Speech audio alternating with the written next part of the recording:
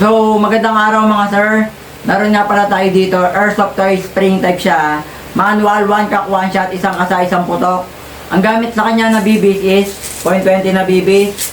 Since manual lang siya, di kasa lang po, hindi na siya kailangan ng gas o green gas. Hindi na siya kinakargahan. Meron tayo C1911A. Then yung C10A natin.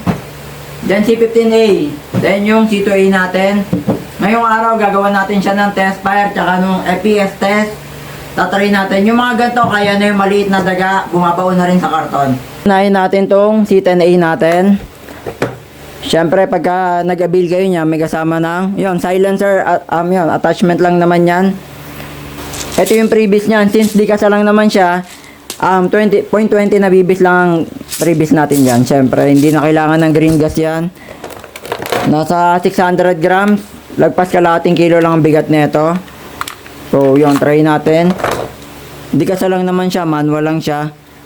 Gawin natin sa FPS. Yung mga ganito, nabaon na sa karton. Minsan, natagos pa. Kaya na rin yung maliit na daga. Then, FPS test natin to. So, try natin. So, di kasa lang naman siya. Ganito lang kasimple. Oh, meron pala siyang lock. Safety lock. So, babaan lang natin yan. Di kasa. So, ayun, bumabaon naman siya sa karton. So, ayun yung zoom niya, oh, sa malapitan. Then, FPS test tayo na itong C10A.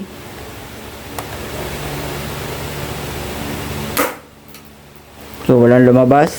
So, FPS tayo. C10A. So, 140. So, isa pa.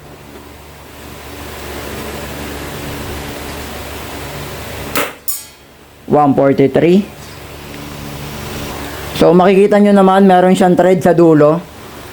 So, eto siya pagka nakakabit yung silencer. So, di ba? So, eto naman yung C15A. C15A Plus, ha. Replica siya ng Glock 17. So, yun. Ganun din. Meron din siyang silencer din. Attachment din yan. So, ito yung pinakamagasin niya. Ito, medyo mabigat ng konti ito. Nasa 700 grams. Ang bigat niyan.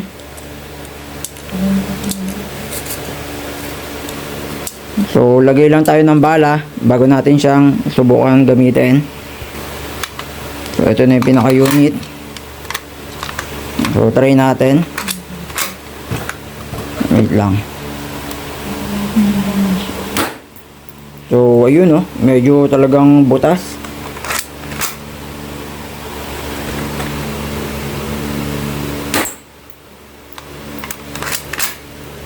So, isa pa. Medyo baba. Ibahin natin.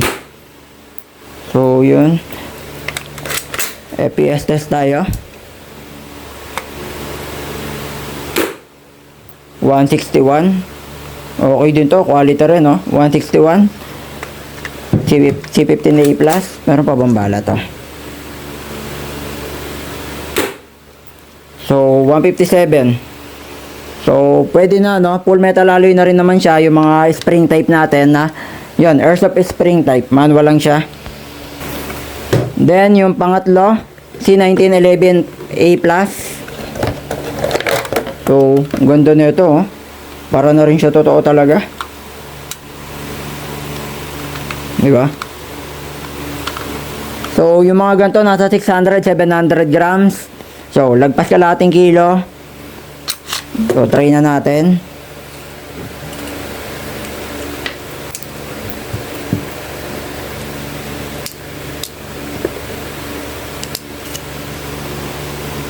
So, ulitin ko lang mga sir, ha. Ganito lang yung mga bibis na pwede gamitin dyan o bala. Yan, pang airsoft talaga to, ha.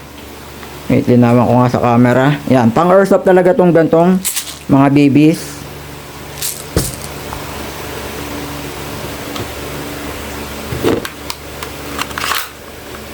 So, test fire tayo.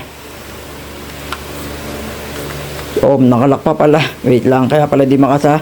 Yan o, meron siyang safety lock ah.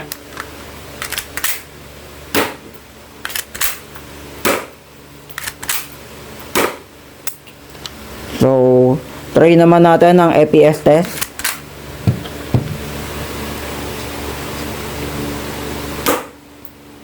Oops, wala pang lumabas.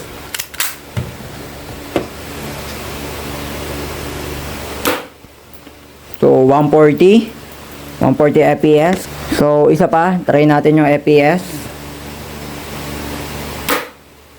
So, 209 yun, oh. Medyo depende talaga sa timpla ng airsoft natin. 209 lumabas. C1911A. Solid na solid to, mga sir. So, nga pala, meron na rin siyang silencer attachment. Pag nag-avail kayo, syempre, kasama na yon. So, next natin, marami nag-aabang dito. C2A, solid na rin to kasi napakalakas na ito. Kahit spring type lang siya. Halos konti na lang, parang gas type na rin. Ang kaiba niya lang, di kasangalan siya. So, yun, medyo mabigat tong unit natin. Nasa 700-800 grams. Yun. Mataas din ang EPS nito, mga sir eh. So, ito yung pinaka-unit natin. Solid na solid yan, no? Para siyang, may nakita na akong gantong klase ng gas type eh. So, try natin dito sa karton. Alam ko, talagang tagusan to pagka tumama eh.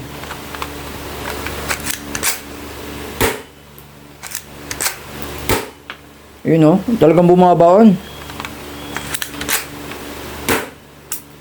Try naman natin sa EPS test na C2A. So, ito yung chronograph. So, wala pang lumabas. Isa pa.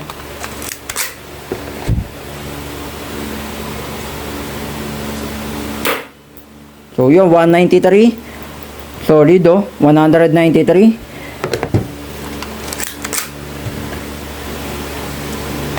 So, EPS test. 197. Solid oh, 197. C2A yan ah. So, maganda talaga to. Solid to. Sa mga gusto mag-avail, message lang tayo sa Carisafe Toy. Yun yung Facebook page ko ah. Search nyo lang din. So, papakita ko naman sa screen yan eh. So, meron tayo C1911A+, C2A, C15A+, C10A.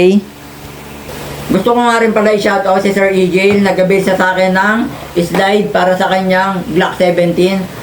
Dati bumili na rin siya sa akin ng Glock 17, isang set. Ito yung pinaka Glock 17 niya, halimbawa. Nabagsak daw ng kaibigan niya eh. So, yon, nagkaroon ng crack, yung slide, kailangan niya ng palitan, kaya umorder siya sa akin ng slide ng, para sa Glock 17 to, double bell ang brand. So, ito yung pinaka-slide, para to sa double bell, Glock 17. Siyempre, may kasama na rin na barrel sa loob. So, yon, hindi kasi nakakabili ng slide lang eh. Isang set siya pagka binili.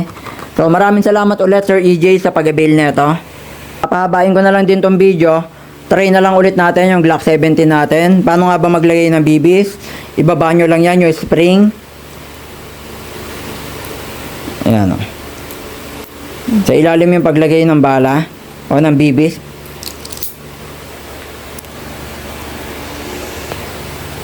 Yung iba nga pala, yung ibang magazine may takip sa ilalim. Ito, tulad na ito, yung double bell na magazine. Yan. Ibababa nyo lang yan. Yan, para So, ito yung green gas natin. Ito yung magazine. Diretso lang yung paglagay dapat. Magaan lang. Hindi kailangan sobrang diin. Kasi possible masira yung yung inlet valve sa ilalim. Ito. Possible masira yan. Siyempre, pagka pinapwersa nyo, tabingi. O yan, yung iba pag ganyan eh. O ganito. Pagka hindi marunong, kaya dapat alam nyo paano nga ba yung tamang paglagay ng green gas natin. So, yun mga sir. Yun. Ganito lang oh. Then, count lang kayo ng 5 to 8 seconds. Yan. Kahit hanggang 10 seconds, pwede na. So, try lang natin. Ito nga pala yun, double bell na Glock 17 with pre-hard case na, syempre. So, kasalang natin to. Solid na solid oh. Syempre iba naman ang gas type ah. Pagka gas type, syempre mga sir, nakakabutas na ng lata. Kayang-kaya yung malaking daga.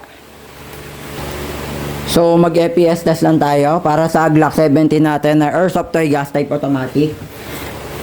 So sa mga gusto mag-avail, message lang tayo sa FB page ko, Chris Safe Toy.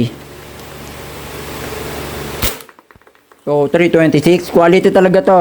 Syempre, iba naman talaga yung spring type tsaka sa gas type. Mas malakas naman talaga to. Syempre, kinakargaan ng garing gas to eh. So 304, 326. So 298, yun, paubos na yung gas niya. Syempre, humihina na yan. Pagka wala na tayong gas, o yung pinakamagasin, pagka wala ng gas, paubos na yung laman, humihina na siya. Pero yun, solid pa rin to mga sir. Pagka nga pala, pag wala ng bala, check natin. Pag wala na siyang bala eh. So yun, wala nang bala. Pagka wala ng bala, para na rin siya totoo. Paano nga ba ibabalik yan sa dati? Napapakita ko na rin to sa mga dati kong video. Sa, yun, yung mga dati, mga recent video ko sa YouTube. Press nyo lang yan. So, sa mga interested, sa mga gusto mag-avail, message lang tayo sa Facebook page ko, Chris Safe Toy. Solid na solid yan mga sir, oh. Pwede to sa mga beginner. Para sa mga naghahanap dyan ng magazine, sa kanilang AC, Glock 17. Pwede to sa Glock 17 ha, Glock 18, Glock 34. Yan. So, ito yung pinaka-magazine yan. Sa mga interested, pwede kayo mag-message sa akin sa FB page ko. Chris Safe Toy yan ha.